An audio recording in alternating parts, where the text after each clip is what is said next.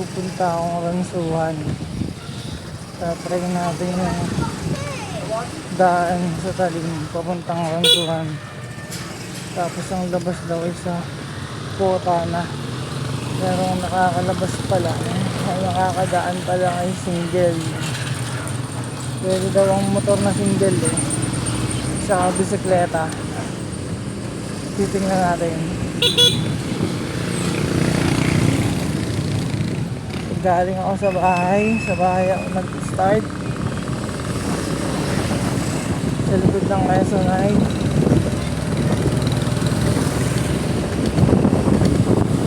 nalalabas lang itong Mio Paso natin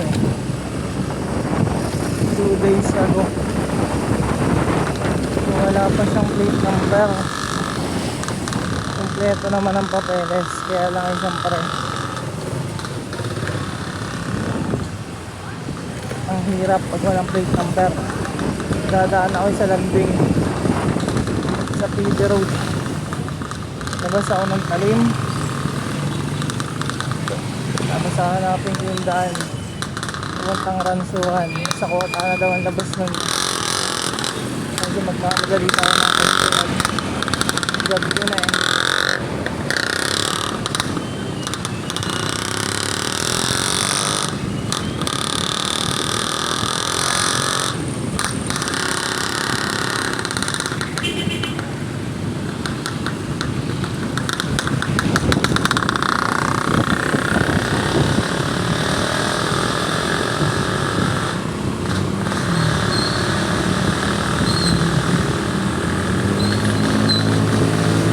makakaliwa na ako dito sa landing.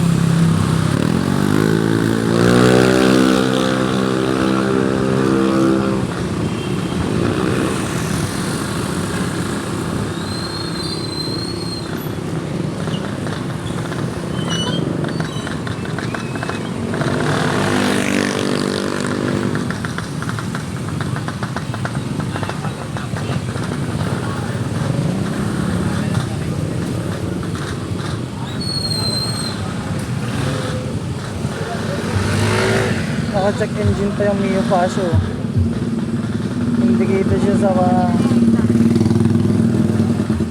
panel. Sabi ng technician, normal daw yun sa mga bagong labas sa motor, kagaya ng Mio Paso.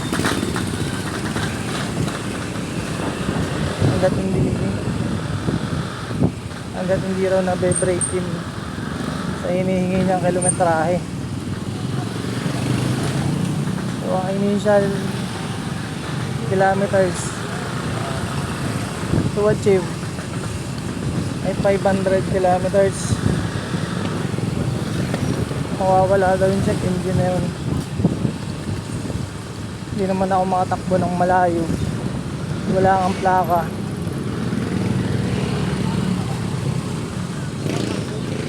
Nandito ako ngayon sa landing.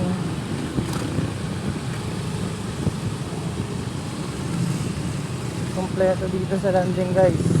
Pag tinatamad na akong pumunta sa bayan, kompleto rito.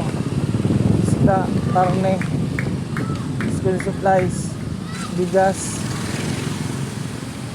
tubig, gulay, prutas.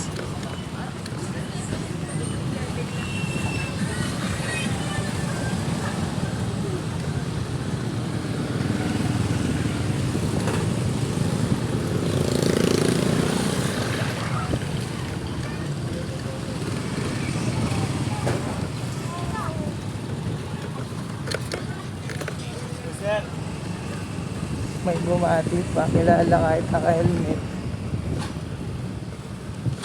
kilala ang tattoo. Sayang ang tattoo.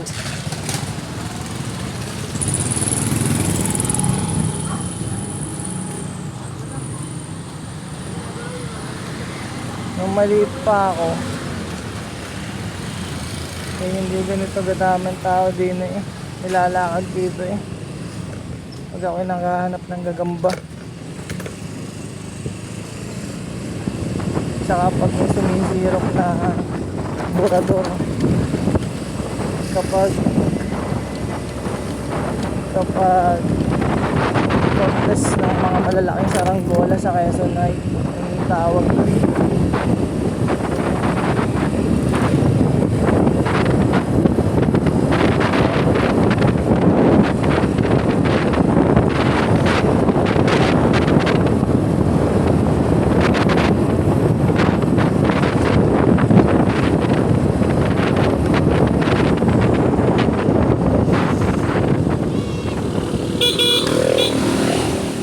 Hirap lang na rin. Sobrang hina ng busina.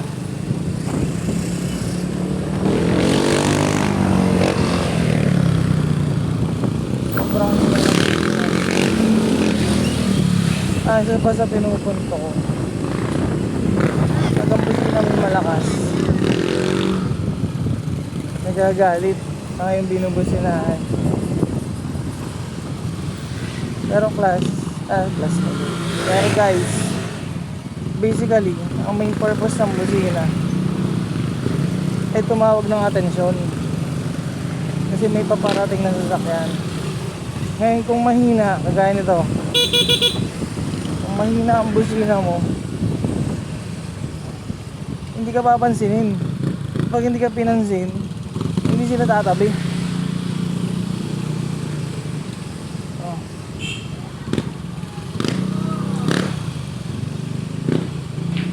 Pag busina mo naman yung malakas, magagalit. Wala lang. So nandito na ako sa Villa Fuerte.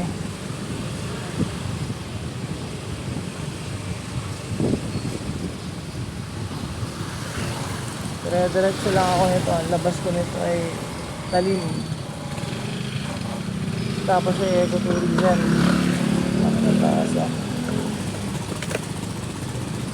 Tapos from ecotourism via ecotourism doon na hanapin ko yung daan papuntang Ransohan.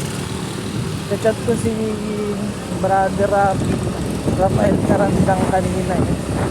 Kasi taga Ransuhan siya. Tinanong ko kung passable ang Ransuhan kasi nung nagpunta ako doon, hanggang doon lang ako sa beach, hindi ako dumiretso. Hindi ko nakakita kung tagos na hanggang Kota. Kaya ito si brother Rafael Karandang ay ito legit na taga Ransuhan, aka Agamula nga ito ng Ransuhan. Ngayon tinanong ko siya kanina, passable na daw hanggang Kota, pero ganito lang, single vehicles lang ang makakadaan. So tatry ko, kalalabas ko lang ng school eh, katatapos lang ng klase ko, na medyo excited ako at wala akong magawa eh. Ngayon masisisi ko si brother Rafi kapag hindi ako nakatagos hanggang Kota. So brother Rafi, shout out sa mga boots natin dyan.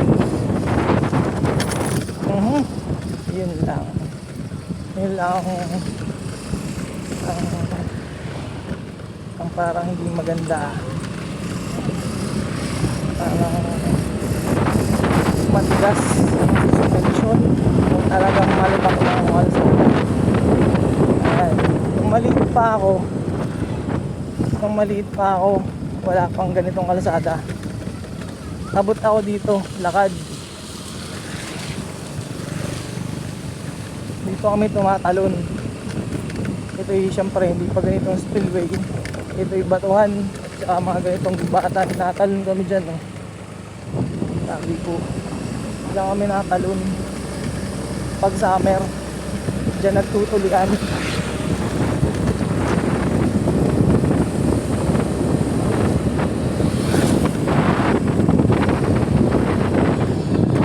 Meron natin dito.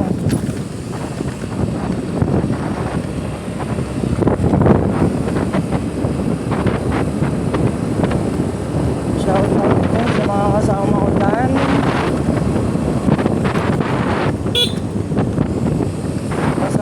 Kasama ko sa Quezon ay tuwing araw-araw na kami may klase. Shout out sa Rito Domingo Malaborbor, shout out paring Chester Lacrozas, shout out paring Adi Francis Reynal Cuevas, shout out paring Gerson Luz, shout out Angel Arnel Besas, shout out sa Rochelle.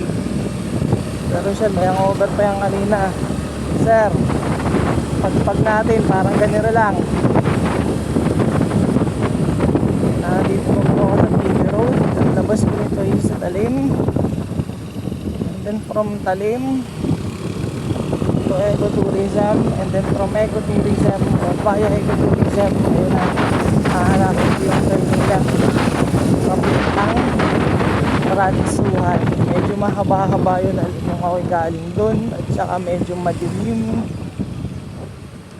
at medyo creepy.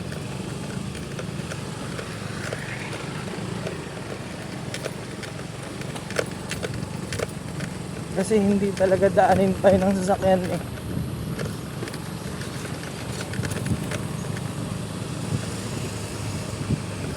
Yung NMAX ko, nung gamit ko yung NMAX ko, pumunta ako doon, naghahanap ako ng spot para mamingwit pag fishing. Kaya ang kaso puro private na mga palaisdaan. At nung ako'y nagpunta ay katatapos ng banong bagyo, lumot yung bagyong yun eh, ay pangit yung dagat, maalon.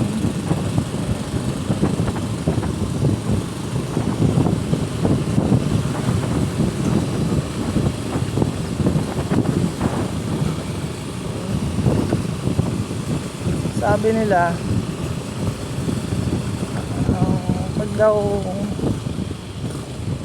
pag daw nagbe-break in ka ng motor o ng sasakyan, dahan-dahan lang daw yung takbo kasi nga bago. Naniniwala naman ako doon kasi yung kanilang piston ay maganit yung pag-up and down ng piston. Pero sa isang banda, bago naman ito ilabas ng asa, ay ito yung tried and tested na ng manufacturer. Cold weather, specific weather, suspension, endurance, top speed, etc. So kahit pa paano, yung nagsasabi kasi ng meron kasi akong kaibigang medyo may edad na tricycle driver, hindi siya nakakailang motor na, nakakailang tricycle na. Ang kanyang prinsipyo, pagkakuha niya ng motor, kinakabitan na agad ng sidecar, tsaka niya binabiyahe ng malayo. Ang katuwiran niya, kailangan masanay yung motor nang may karga, kasi yun ang magiging purpose na sasabitan ng tricycle. Ngayon, pag braking daw niya yung motor niya at walang nakakasang tricycle, pagkabit niya ng tricycle, yung sidecar, I mean, magiging bagod, kumbaga hindi sanay, para bang taong nagja-jogging o naglalakad, sanay siya ng walang dala. Pero pag bigla mo siyang binigyan ng backpack, hindi siya sanay. So para sa akin, sa motor, hindi mo naman ihahakaw ng biglaan. Kahit mag top speed ka, prinsipyo ko dyan, base sa akin personal experience. Kahit i-top speed mo, pero pagdating mo sa top speed, dahan-dahan mo pang pinipiro ng accelerator, hindi bigla. Para yung piston, dahan-dahan din siyang bumibilis, dahan-dahan din siyang pumupulo, hindi bigla ang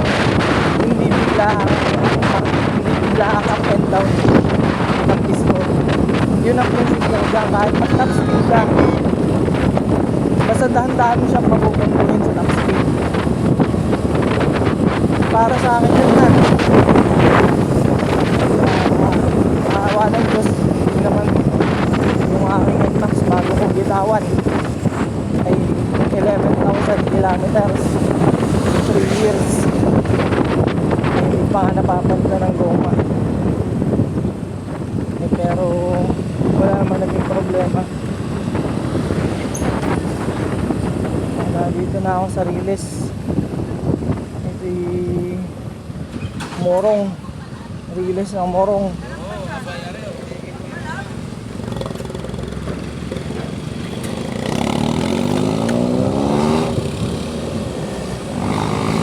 Riles ng Morong.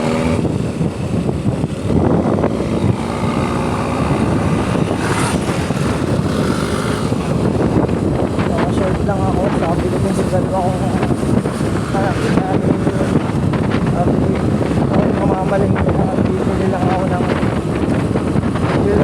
tahong sa bagay wala ako dito sa Ramsbuhan na nalito pa malapit na ako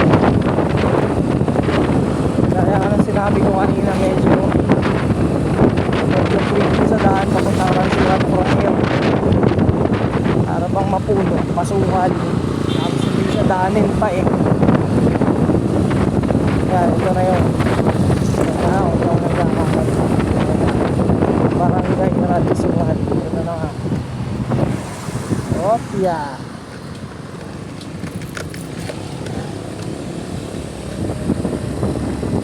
Oo naman siya ganito. Kaya lang, ikaw nga lang kasabay mo ikaw lang ang papunta ron diba? Naalala ko nung nabiyahe ako sa Marinas kasi ganito ang scenery. Malawak-lawak lang ang kalsada pero ganito ang left hand side. Nagmotor ako dun turn right to Barangay Ransuan, turn right. So may semi-spillway din dito. Semi-spillway tabi po. Aba, may bata oh. Sanig na sila. Ayun, pinakasalubong ko may dalang pamingwit. Marami ditong ano eh, pamingwitan eh. Kaso nga lang ay hindi ko patukoy. Baka mamaya ay private pala yun o bawal. Ay mahirap na. Baka mamaya ay ako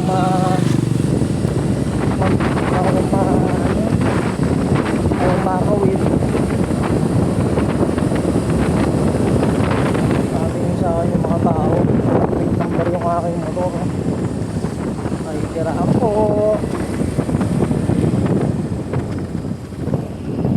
Wala pang plate number ang aking motor.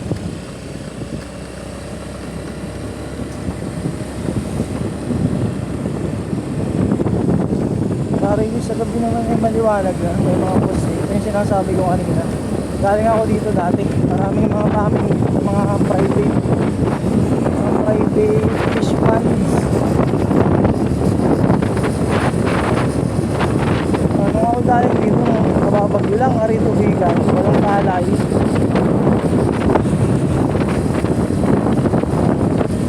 Bong, rapi Sir Rafael Carandang, nandito na ako sa baluarte mo. Labasi ang mga bota mo. Grabe buhay na lang. Mahal na mahal yan sa traffic. Kawasi sa baluarte ng mga Carandang Ransuan.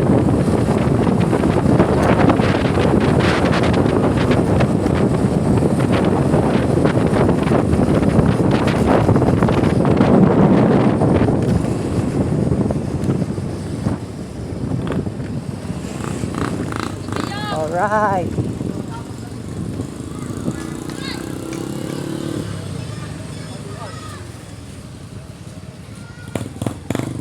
parang maganda yung dagat pa.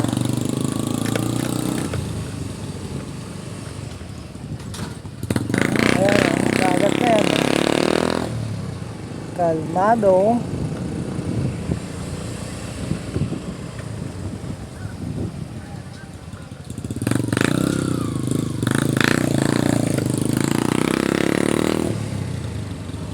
Tanda ako nung kinikwento sa akin ni Brad Rapi.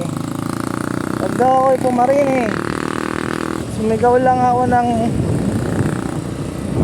kaibigan ako ni Aga Mulak. Talaga daw pagbalik ay puro gulyasa ng aking dala eh. Totoo kaya yun?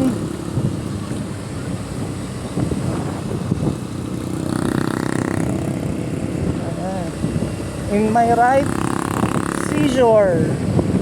In my left, community. Ayan po, ang dagat ng Ransuhan.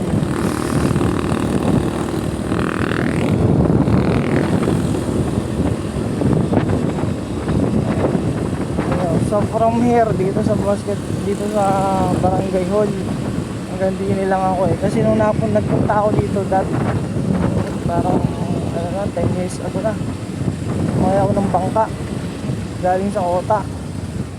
Hindi ni dumaong sa somewhere din sa kanan ko.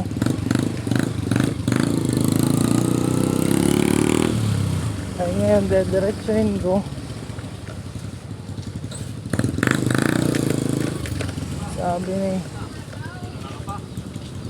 Brad Rapi ay diretso tapos na hanggang Kota.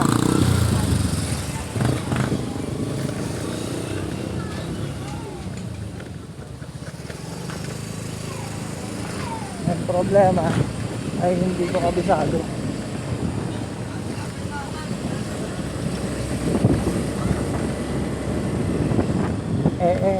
Base sa aking animal instinct ay imposible na mag-highway din eh. Ay di ako diretso lang hanggang makalabas.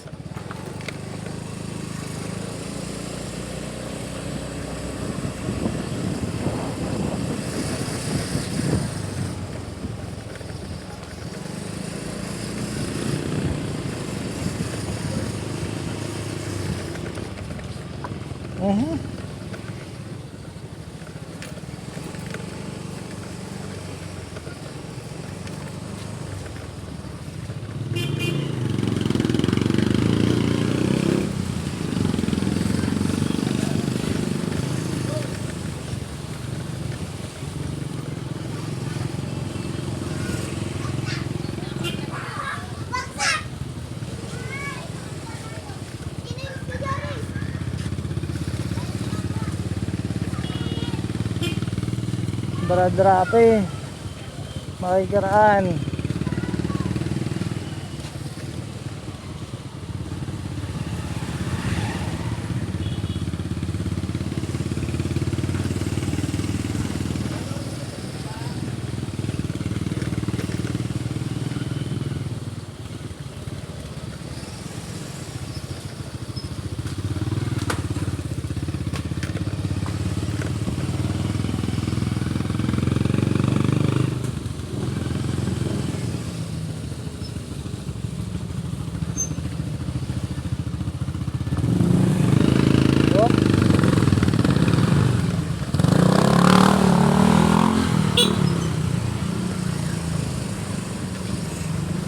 Nini, diretso na rin Pakuta, ano?